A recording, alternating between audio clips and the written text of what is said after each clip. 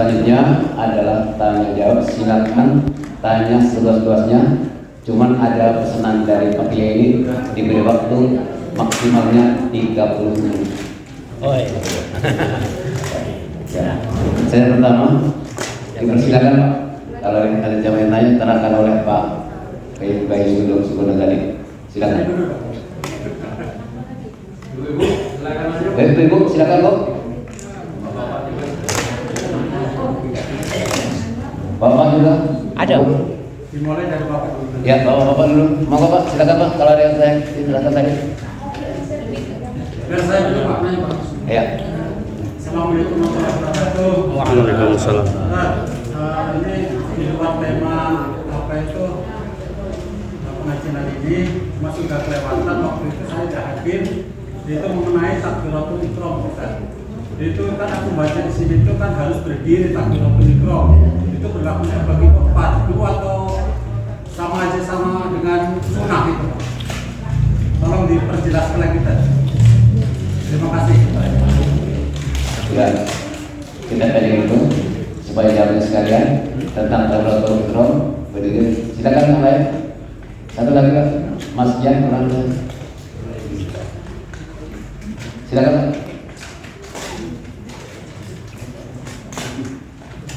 Ada Pak?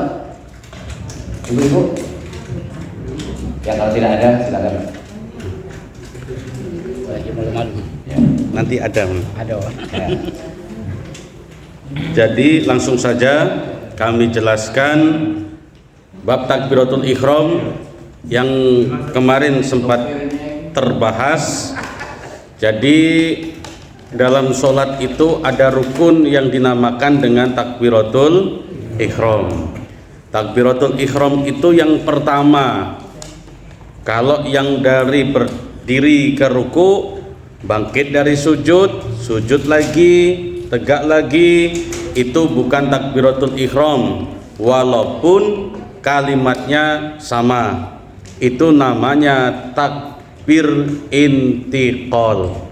Takbiratul ihram itu artinya segala sesuatu yang tidak boleh, yang tadinya boleh dilakukan sebelum sholat, ada yang diharamkan dilakukan saat sholat, tidak boleh dibawa. Kayak bapak-bapak itu minum itu sebelum sholat boleh apa enggak Pak? Nih ngopi. Boleh enggak sebelum sholat? Tapi ketika sholat boleh enggak sambil ngopi? Nah itu artinya takbiratul ihram. Jadi yang tadinya halal ini kopi nih, enggak apa-apa minum ini. Tapi berhubung sudah takbiratul ihram, kopi jadi haram. Tuh.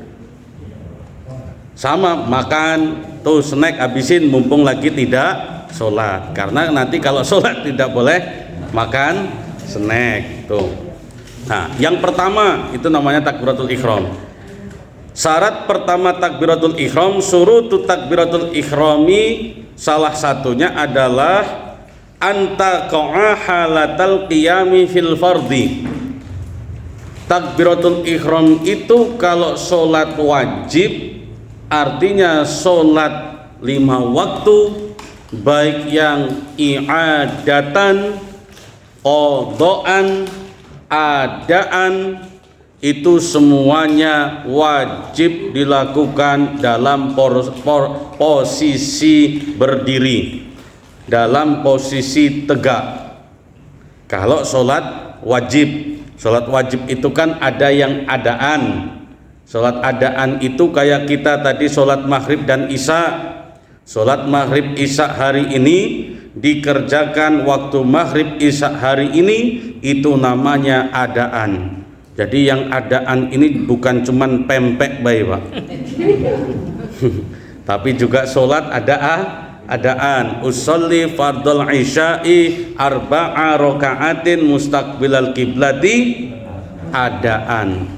Ada yang dinamakan i'adah atau i'adatan. Bapak-bapak yang begawe di Pertamina, di lokasi masuk ke hutan, lokasi pertama, HP mati, nggak ada sinyal, nggak bawa kompas, matahari nggak kelihatan karena mendung, bingung arah kiblatnya kemana. Sholatlah di situ. dengan niat ijtihad, kira-kira kemanalah aku yakinnya ke sana, dah sholat ke sana. Mustaqbilal kiblati, sungguh-sungguh ijtihad ngarah kiblat ke sana, walaupun tidak tahu sebenarnya kiblatnya arah kemana. Nanti tiba-tiba ada datang kawan bawa HP yang punya sinyal, bawa kompas, Pak, tadi aku nih sholat arah ke sana, coba diukur pakai kompas kamu, kira-kira sana tuh arah mana?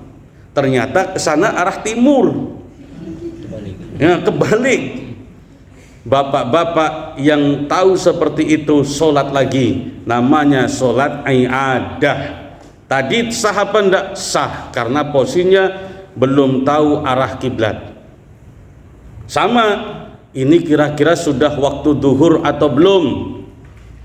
Jam mati, masjid gak ada yang adzan, kemudian tetangga pada tidur semua. Nah, pokoknya contohnya yang ekstrim dulu lah kayak gitu. Kemudian mendung, matahari nggak kelihatan, nggak ada bayangan. Sudah duhur apa belum lah ini? Gelap mah ini.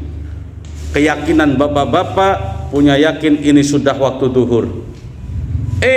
Ternyata selesai sholat duhur, lagi istirahat, lagi nonton TV, tiba-tiba di TV adzan duhur.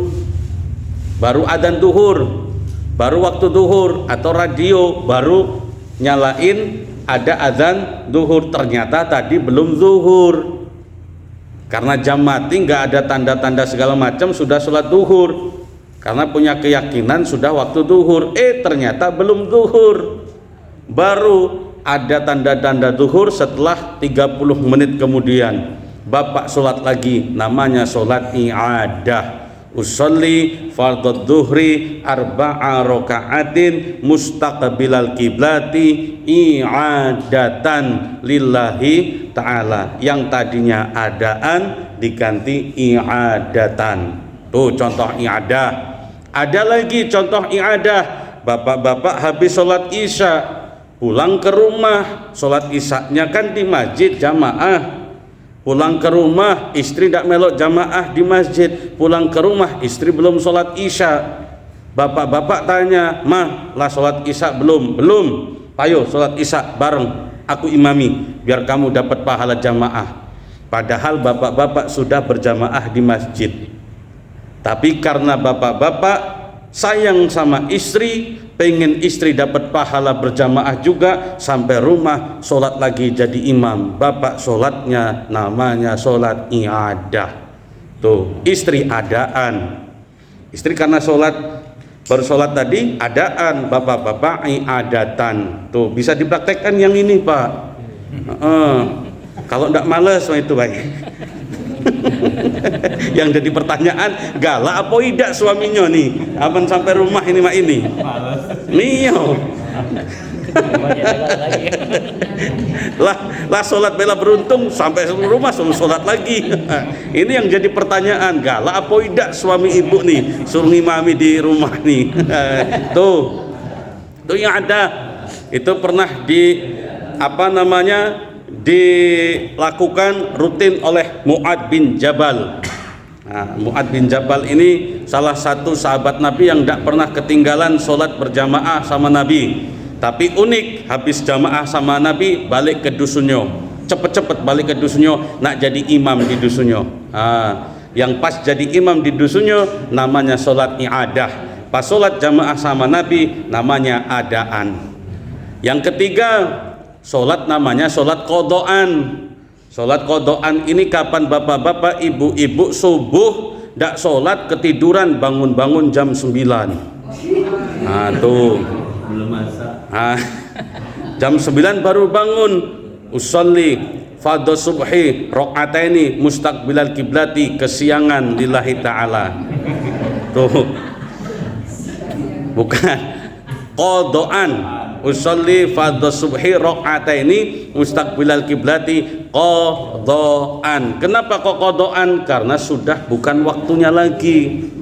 Jam 9 kan bukan waktu subuh itu. Waktu apa? Duha. Tapi karena ibu-ibu nih capek malam tuh. Lebaran. Iya, lebaran, masak, lembur, macem-macem, akhirnya ketiduran, capek, jam 3 baru selesai ngurusin masakan lain sebagainya, ketiduran jam 9 baru bangun tidur. Tidak boleh kemudian kepalangan jam 9 tidak usah sholat sekalian lah. Tidak boleh kati kepalangan. Jam 9 tetap wajib sholat subuh, namanya sholat qadhaan. Nah ini sholat yang wajib Pak, ini sholat wajib, ini semua sholat wajib. Kalau yang kita lakukan sholat ini, maka hukumnya takbiratul ihram dalam posisi berdiri. Waktu awal sholat Allahu Akbar dalam posisi berdiri. Kalau sholat sunnah, mau sholat sunnah apapun boleh langsung duduk. Walaupun bapak ibu sehat walafiat, seger buger, sholat sunnah apapun boleh duduk langsung. Tuh, mau sholat apapun, mau sholat tahajud duduk boleh, hajat, tobat, duha, segala macam sholat sunnah boleh langsung duduk. Walaupun sehat walafiat, walaupun habis olahraga lari 10 km, pas sholat langsung duduk, tidak apa-apa, sah kalau itu sholat sunnah. Tuh, sholat tarawih boleh enggak? Boleh duduk itu, karena sholat tarawih wajib apa sunnah? Sunnah. Tapi jangan kemudian besok Ramadan di sini sholat tarawih yang bertegak cuman imamnya baik. Makmum karena lah ngaji, kalau mak itu besok biar tidak capek sholat tarawih nih kita duduk baik.